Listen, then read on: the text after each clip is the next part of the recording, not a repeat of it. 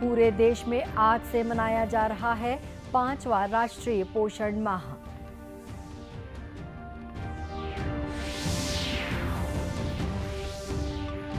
प्रधानमंत्री के जन्मदिन के अवसर पर दिव्यांगजनों को निःशुल्क वितरित किए जाएंगे आवश्यक उपकरण।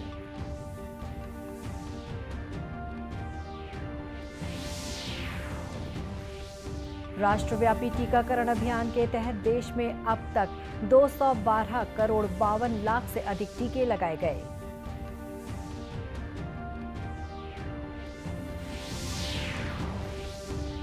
और राष्ट्रीय शिक्षक पुरस्कार के लिए चयनित हुई छत्तीसगढ़ की ममता आहार बच्चों को अनूठे अंदाज में दे रही हैं शिक्षा।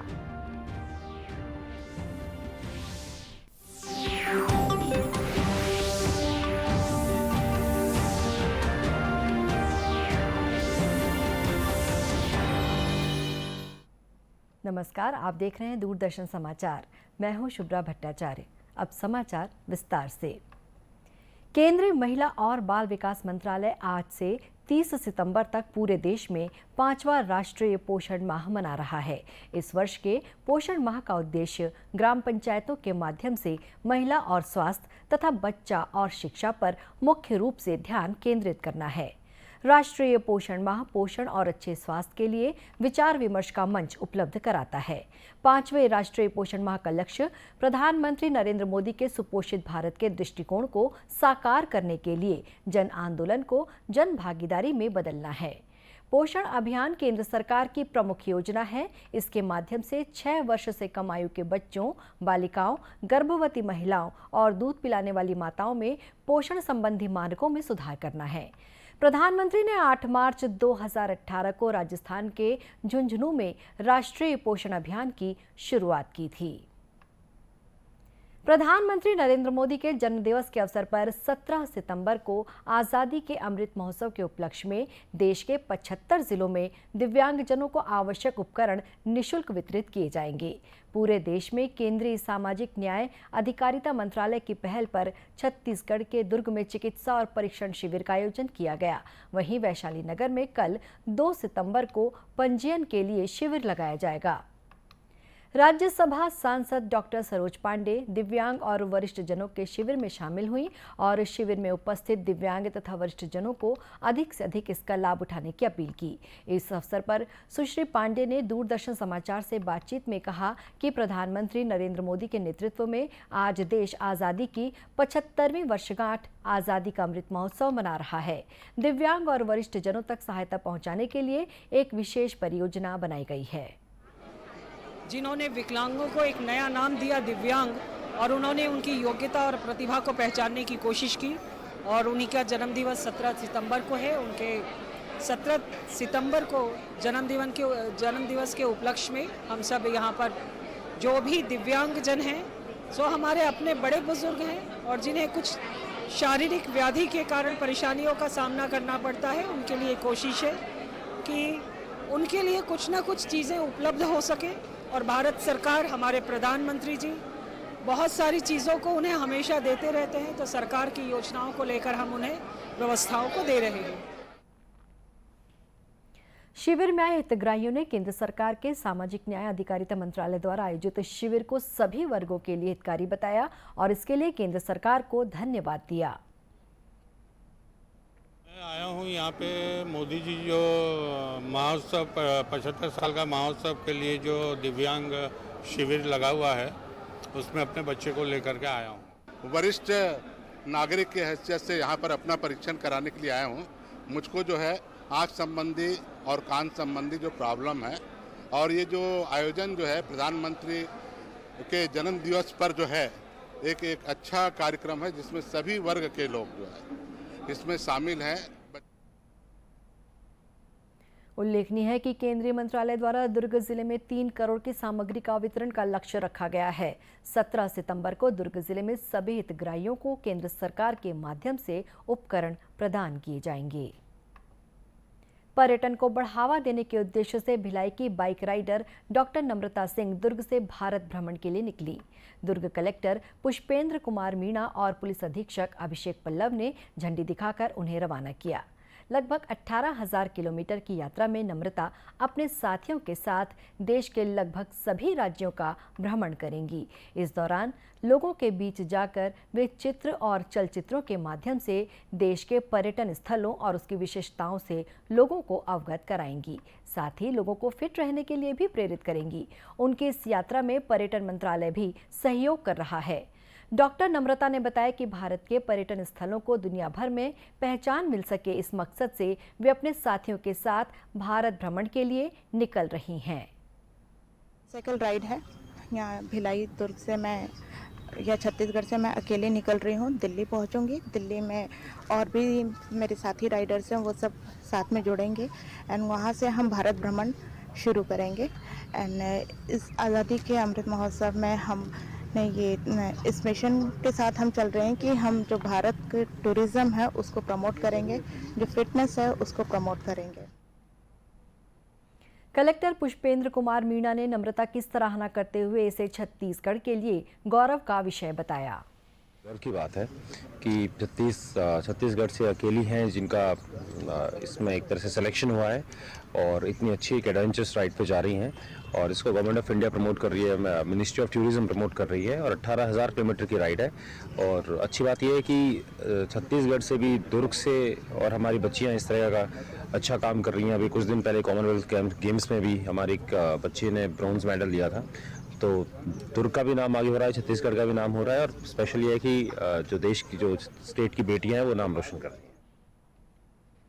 गौरतलब है कि डॉक्टर नम्रता पहले भी कैंसर के प्रति लोगों को जागरूक करने के लिए भारत के विभिन्न राज्यों का भ्रमण कर चुकी हैं। राष्ट्रव्यापी टीकाकरण अभियान के तहत अब तक 212 करोड़ 52 लाख से अधिक टीके लगाए जा चुके हैं। देश में वर्तमान में कोरोना संक्रमण से स्वस्थ होने की दर 98.67% है। इस समय 62,000 से अधिक मरीजों का इलाज चल रहा है। इधर छत्तीसगढ़ में भी कल 4,180 सैंपलों की जांच में 83 व्यक्ति कोरोना संक्रमित पाए गए हैं। वर्तमान में प्रदेश में 875 सक्रिय मरीजों का इलाज विभिन्न अस्पतालों या होम आइसोलेशन में चल रहा है। इस समय राज्य की पॉजिटिविटी दर 1.99% है। इस बीच प्रदेश में कोरोना से बचाव के लिए कोविड रोधी टीकाकरण अभियान जारी है।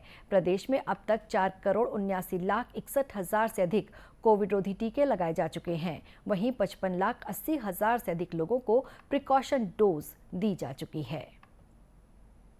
कोरोना से बचाव के लिए देश सहित छत्तीसगढ़ में भी 100% कोविड रोधी टीकाकरण का प्रयास जारी है। इसके लिए शासन प्रशासन द्वारा कई तरह की पहल की जा रही है। इसी कड़ी में छत्तीसगढ़ के कोरिया जिले में भी 100% टीकाकरण का कार्य करने के उद्देश्य से विशेष पहल करते हुए इवनिंग वैक्सीनेशन ड्राइव की शुरुआत की गई है।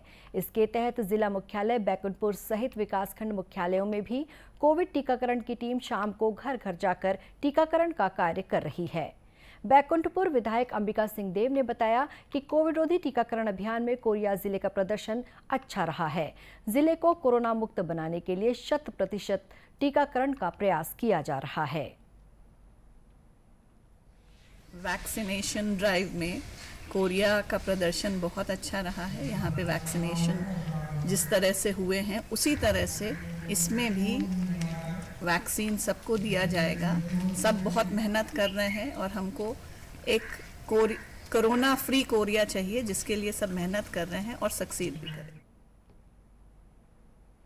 जिला प्रबंधन अधिकारी डॉक्टर रंजना पैकरा ने बताया कि जिले में 100% लक्ष्य पूरा करने के उद्देश्य से इवनिंग वैक्सीनेशन ड्राइव की शुरुआत की गई है। के दिशा निर्देशानुसार कोरिया जिले में इवनिंग वैक्सीनेशन ड्राइव किया गया है शुरू, जो कि एक अभिनव पहल है, क्योंकि सभी जानते हैं कोरिया जिला एक आदिवासी और वनांचल क्षेत्र है जहाँ के सभी लोग खेती पर निर्भर होते हैं और अभी बरसात के मौसम में लोग खेती में व्यस्त रहते हैं, जिसकी वजह से हमने इवनिंग वैक्सीनेशन ड्राइव शुरू किया है, जो कि कामकाजी महिलाएं या व्यक्ति होती है। इन सभी कामों से फुर्सत पा करके हम शाम में उनको उनके घर घर जा कर के और खेतों में उनको वैक्सीनेट करते हैं। क्योंकि छत्तीसगढ़ शासन द्वारा बूस्टर डोज 30 सितंबर तक ही निःशुल्क किया गया है, इसलिए कोरिया जिले की ये महत्वपूर्ण अभियान होगा कि 30 सितंबर तक सबको 100% बूस्टर डोज दे दिया जाए। उल्लेखनीय है कि कोरिया जिला कोविड काल के शुरुआती समय से ही एहतियात बरतने के साथ ही इलाज और टीकाकरण के मामले में अव्वल रहा है। 5 सितंबर को शिक्षक दिवस है। भारत के भूतपूर्व राष्ट्रपति सर्वपल्ली राधाकृष्णन का जन्मदिन शिक्षक दिवस के रूप में मनाया जाता है। इस अवसर पर नई दिल्ली में आयोजित समारोह में राष्ट्रपति द्रौपदी मुर्मू देश के 46 सर्वश्रेष्ठ शिक्षकों को राष्ट्रीय पुरस्कार प्रदान करेंगी। इस समारोह में छत्तीसगढ़ की राजधानी रायपुर के पंडित सखाराम दुबे प्राइमरी स्कूल की सहायक शिक्षिका ममता आहार को भी पुरस्कृत किया जाएगा। राष्ट्रीय पुरस्कार के लिए चयनित शिक्षिका ममता आहार ने दूरदर्शन समाचार से बातचीत में बताया कि बच्चे हमारे पढ़ाने के अंदाज को देखकर काफी उत्साह से पढ़ते हैं। मैं कई तरह के मैंने काम किए हैं। खेल खेल में पढ़ाना बच्चों को, जैसे फुगड़ी है, बिल्लस है, बाटी है, उसमें गणित के खेल कराना, और पहाड़ा है उसमें डांस करते हुए बच्चे पहाड़ा पढ़ते हैं मस्ती करते हुए। और जो पाठ है उसको मैं पंडवानी में पढ़ाती हूँ। पंडवानी में उसको ढाल के कथा बना के उसमें गाने बनाती हूँ ताकि बच्चे उसको धीरे से गाते हुए नाचते हुए वो बोल सकें। नाचने में पंथी का भी प्रयोग करती हूँ जब वो कविता होती है, जैसे दीप जले एक पाठ है, उसमें दीप जले द्वारे द्वारे दीप जले सन्ना नन्ना मुन्ना हो ललना। तो इस तरह से पंथी करते हैं बच्चे। और पंडवानी में पाठ को ही अलग से कथा बना देती हूँ, जैसे भोलेनाथ साधु के भी स्माइस जोने समय के बेरा मगा आगेगा भोले बाबा, वो तो आगेगा भोले बाबा। हाथ में कमंडल लेके भैया आगेगा भोले बाबा। तो इस तरह से गाने बनाते हैं पाठ का, और उसको इस तरह से पढ़ाते हैं तो बच्चे गाने के रूप में पाठ को याद कर लेते हैं।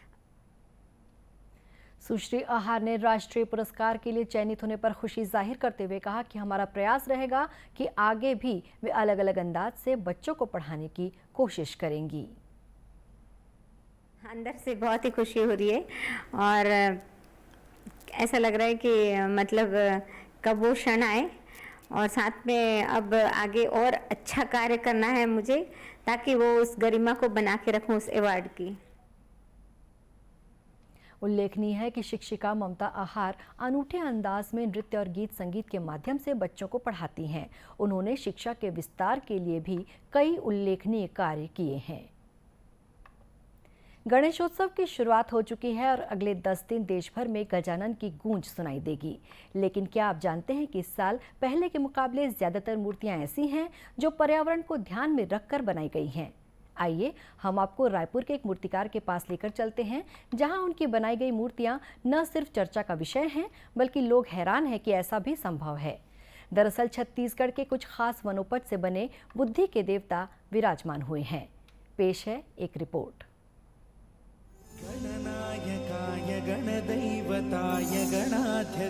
इन मूर्तियों को गौर से देखिए। इनमें ऐसी किसी सामग्री का इस्तेमाल नहीं है जो किसी भी तरीके से हमारे वातावरण को नुकसान पहुंचाए। कोई समुद्र के सीप और शंख से बनी है तो कोई धान, चावल, राजमा, गेहूं, तेंदुपत्ता या फिर पास्ता से, यानी ऐसी चीजें जो पानी में आसानी से घुल जाए और घुलने पर पानी को खराब भी ना करे। इन सब में 7 फीट की ये प्रतिमा बेहद खास है, जो 25 किलो वनोपज से बनी है। कहा जा रहा है कि रायपुर में पहली बार किसी मूर्तिकार ने वनोपज से जुड़ी गजानन की प्रतिमा तैयार की है। ये मूर्ति आप जो देख रहे हैं हर्रा बहरा से निर्मित है। इसमें बहुत सारे चीज उपयोग किया गया है जो वनोपज से उत्पत्ति हुआ है, इन बीजों से बनाया गया है। ये सामने दिख रहा है आपको, कान में लगा हुआ है, वो कमल फूल का बीज है, और हाँ कमल गट्टा कहते हैं उसको। और हाथ के आशीर्वाद हाथ में उसका 4 चिरौंजी का बीज लगा हुआ है, और आप देखेंगे यहाँ पर इमली का बीज लगा हुआ है, और हाथों में उसके लड्डू महुआ फूल से बना हुआ है, और उसका धोती बनाया गया है तेंदुपत्ता से। शिवचरण यादव और उनके परिवार के बाकी सदस्यों को इसे बनाने में पूरा 1 महीने का वक्त लगा है। हर साल गणेश उत्सव पर यादव परिवार एक होकर मूर्तियां बनाने में जुट जाता है। हर साल उनकी थीम अलग अलग होती है। इस बार मूर्ति का ढांचा बांस, लकड़ी और चटाई से तैयार किया गया है। मौली, सुपारी और धान के भी लंबोदर यहाँ दिखाई देते हैं। 10 मूर्ति बनी है, छोटी बड़ी करके। इसमें 5 प्रकार की खास मूर्तियां हैं, जैसे शंख सीप से है, पास्ता से है, हर्रा बहरा से है, माचिस की तिल्ली से है, अगरबत्ती से है। जी इसी प्रकार की बनी है। खास है जो बना है माचिस की तीली से बना है और सुपारी और जनेऊ से बना है और धूप अगरबत्ती से बना हुआ है, धान चावल से बना हुआ है और एक चावल से पूरी मूर्ति बनाई गई है जो तिरंगा थीम पे बनी हुई है। रायपुर और उसके आसपास के पंडालों में गणपति स्थापित हो गए हैं और सभी के रूप बेहद मनमोहक हैं। इसी के साथ ये समाचार बुलेटिन समाप्त हुआ। नमस्कार।